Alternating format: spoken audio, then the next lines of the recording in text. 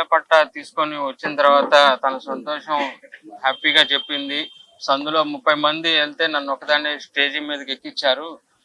నాకు చాలా హ్యాపీగా ఉంది, శివన్న గారు ఇచ్చారు అని చెప్పి చక్కగా అన్ని హ్యాపీనెస్ చెప్పింది. ఇంకో వీడియో వాళ్ళ ఫ్రెండ్తో తీసిన వీడియో చూపించింది, మాట్లాడింది, ఇంటర్వ్యూ చూపించింది, బాగుంది అన్నాను, అది అన్నాను. తర్వాత మరుసటి రోజు నుంచి వీడియో పోస్ట్ అయిన సోషల్ మీడియాలో పోస్ట్ అయిన తర్వాత దగ్గర నుంచి బ్యాడ్ కామెంట్స్ అనేవి వచ్చినాయి. అవి మేము అంత బ్యాడ్ కామెంట్స్ వల్ల తన మానసికంగా బాగా ఇదైపోయింది.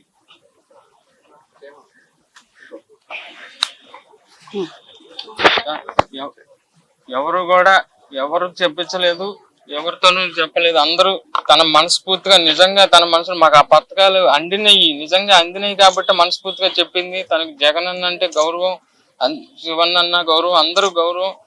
ఏ పార్టీ మేము ఆ పార్టీ మనుషులం కాదు. మాకు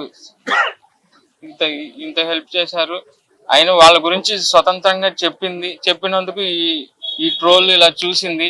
నాకు కూడా చెప్పుకోలేనంత మెసేజ్లు చదివింది. నేను అప్పటికి 2 చూశాను. 2 చూస్తేనే నాకు మనసుకి బాధ వేసింది. కానీ ఎన్నో వందలు మెసేజ్లు వచ్చినాయి అని చెప్పి అన్నారు. నేను అవి కూడా చూడలేకపోయాను. నేను ఇలాంటి పరిస్థితి ఇంకెవరికి రాకూడదు. ప్రతి ఒక్క కామెంట్ పెట్టిన వాళ్ళు ప్రతి ఒక్కరికి శిక్ష పడాలి.